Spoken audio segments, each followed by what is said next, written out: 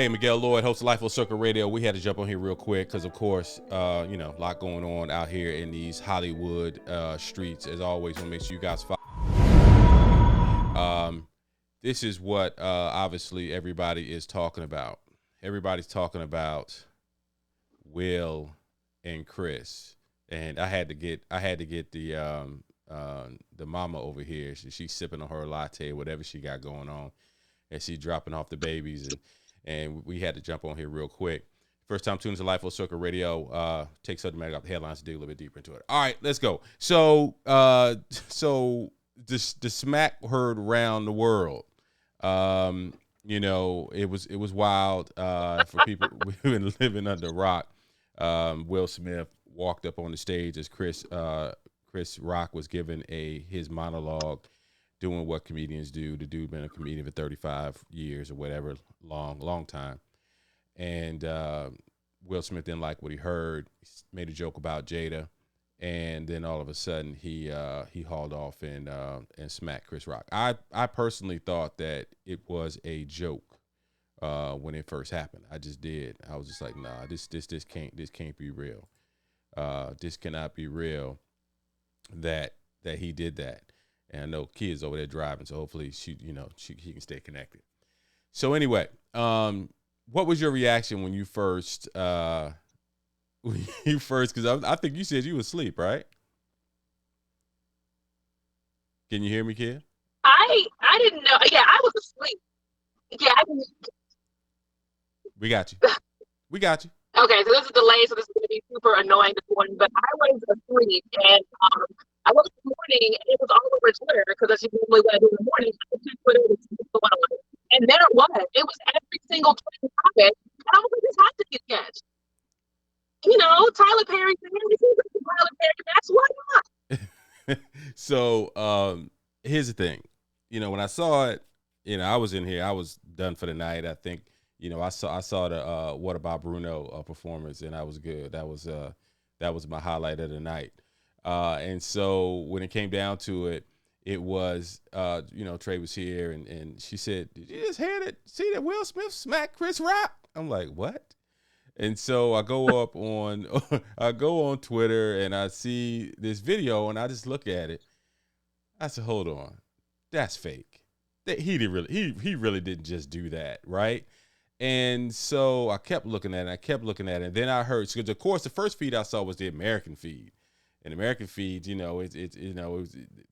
had a little delay and everything. The Australian feed, which was cycling all around, is where you heard the smack and you heard the visceral language, where Brother Will was just like, "Keep my wife's name out your effing mouth." And I was like, wow. Okay, and looking at Chris Rock's response, I was like, double wow. Like, okay, this looks like this is real. And so, I looked at it and I said, wow, so what just happened? So right now I'm in the midst of listening to Will Smith's book. And his book is, it's interesting because the first part of the book, he talks a lot about protection of his mother from his father, who was abusive. His father was very abusive, right? And yes. So I started to hear that book as I started to analyze what just happened. And he talks a lot about in his book about him always feeling like a coward. He always felt like a coward when he did not protect his mother, when his mother was physically and emotionally abused by his dad. And I said, wow. And I've always looked at Will and just said, Will puts on a great face. He's an amazing entertainer, great actor. But then you start to really hear some of these conversations, especially in recent years with this whole red table talk stuff and this entanglement stuff and just stuff that a lot of us don't really want to know. For all of this. Huh? Go ahead. I blame her for all of this. You blame Jada for all of this? We gonna work our way through this connection with Kia. Okay, let's just call it spade a spade. We all knew that Will eventually was going to. Go ahead. I don't know how you cannot. All right, so we're gonna let Kia's connection work out. So yeah, so the challenge that we have with Will in this situation is that Jada, I don't know, man. Jada just often comes off to me like she is very very toxic. And we're talking right now. It's there you go. You much clearer now. And so hey, it's technology. It is what it is. So when you were talking about Jada, go ahead. I think that was your point you were making. Yeah, I think that Jada and has brought a lot of this kind of criticism on herself. And I'm not blaming her. I'm not saying all this slack all her fault. I'm not saying that. I am saying that she has a table talk. She's having open conversation, and when you have open conversations, sometimes that affects other people around you that you're not aware of. Right. So it's kind of, I feel bad for Will. We all knew eventually was going to happen. We knew he was going to snap on somebody. We just didn't know where, and we didn't know when. It happened at the worst time possible. Yeah, the thing about it was, and you're talking about the worst time possible that this could have happened. And you're talking about national TV, and international. This ain't national. This is international television. You're talking about, and here's the thing: the Oscars will never have this cabaret setting ever again. with this where these folks are that close to the stage and can just walk on and interact with each other. But it's normally like an interactive fun thing. Yeah. Well, you might be right. I don't really watch it that much. I watched it this year. Let's shout out to Will Packer. Well, I don't watch the Oscars.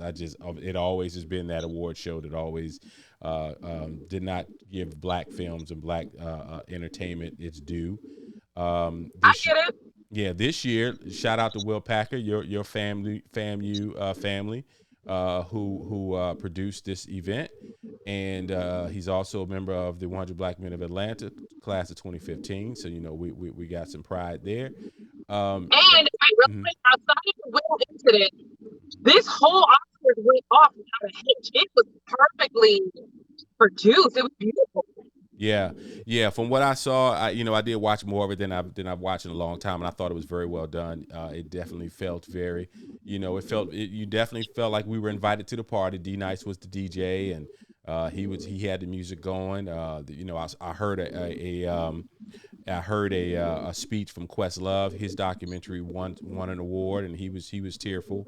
But I just look at the situation with Will and Chris and Jada indirectly. Well, not indirectly. She's very directly, because when it came down to it, it was okay. Will gave his fake laugh when the joke came out.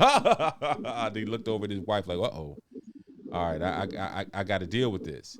Because I think that's from him practicing that, being that perfect Hollywood guy. Someone makes a joke at your expense, you laugh, whatever. And I think he realized that she wasn't happy, and I don't like the joke either. I'm just laughing because I've been trained to laugh. Yeah. But and so it's kind of obvious. We're not in Will and Jada's house, but it's kind of obvious the challenges that Jada presents in that relationship. The entangled situation. We know that Will is very much he wants to please his wife. He wants to protect his family. He talks in his book about him and his first wife and how it was his fault. Will is a type of man. He's a type of person. From what we know from him publicly, he takes on the responsibility of everybody that's in his circle. He feels like it is his responsibility to make them whole. And that's I can respect that. People who know me know that's kind of how I move. I've just been my thought process. It doesn't matter if it's all said and done. The people who I'm responsible for, if they make decisions, it's still partially my fault. That's just the way I move. And some people say, "Hey, these people are grown; they can do what they want." Yeah, it's true, but it's still, and that's my faith. My faith tells me that that's my responsibility. And so Will is moving like that, and so that gives Jada Pinkett Smith a lot of power. That gives her a lot of power over Will and how he moves and how he operates.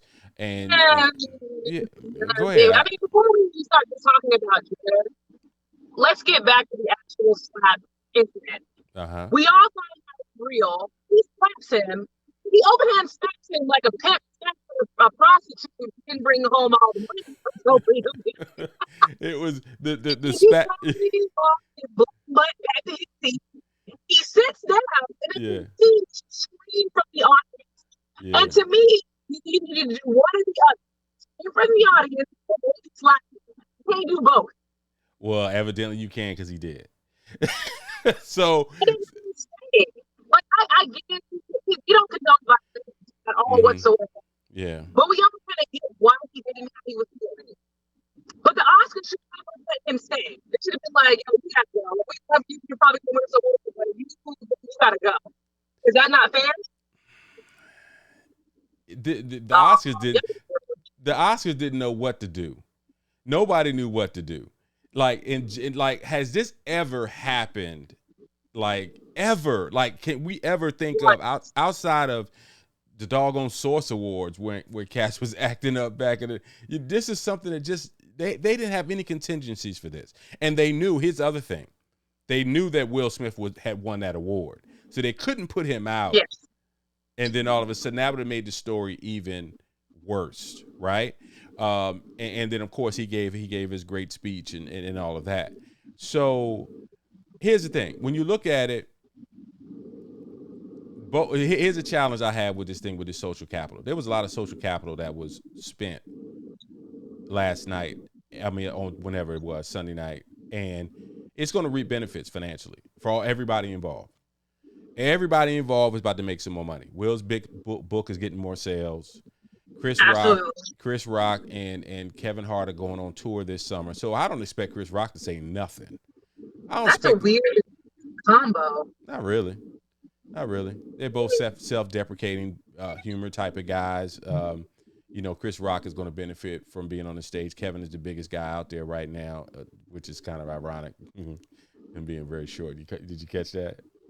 I did. Can we move on? So I don't expect Chris Rock to say much of anything, and it's all going to be done on this stage. He's writing new jokes as we speak.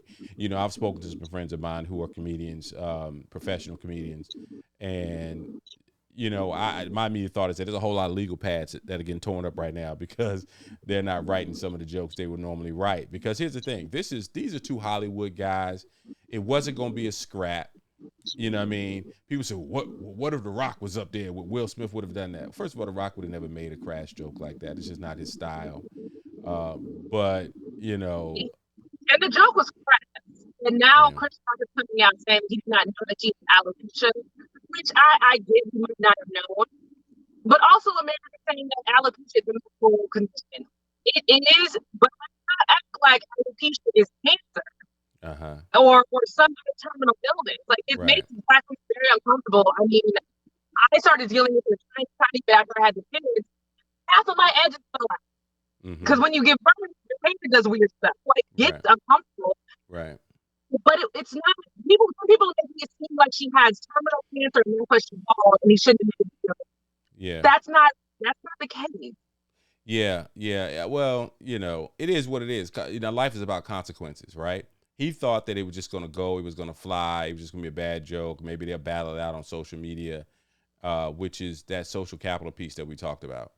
The audience didn't even laugh at the joke. Yeah, it wasn't because it fell flat, and that's what Chris Rock had to pay for by delivering this joke that fell flat. But I'm not a Chris Rock fan. I don't think Chris Rock is very funny. I'm not either. I'm not the guy that runs to wherever to go watch a Chris Rock stand up. I just think he's whatever.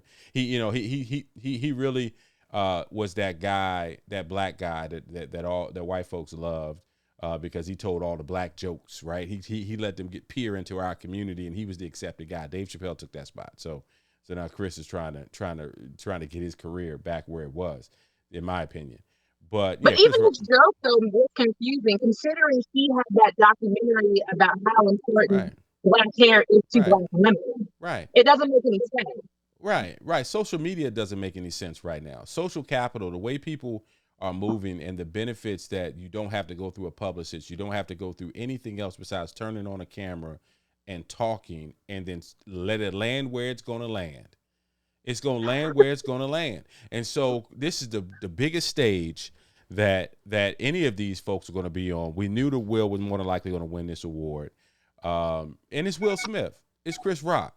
You know what I mean? It's these are black celebrity royalty, and so it is what it is. So I just there's some concern. I think there are people very concerned, in the business who are saying they're very concerned about Will Smith's mental well-being.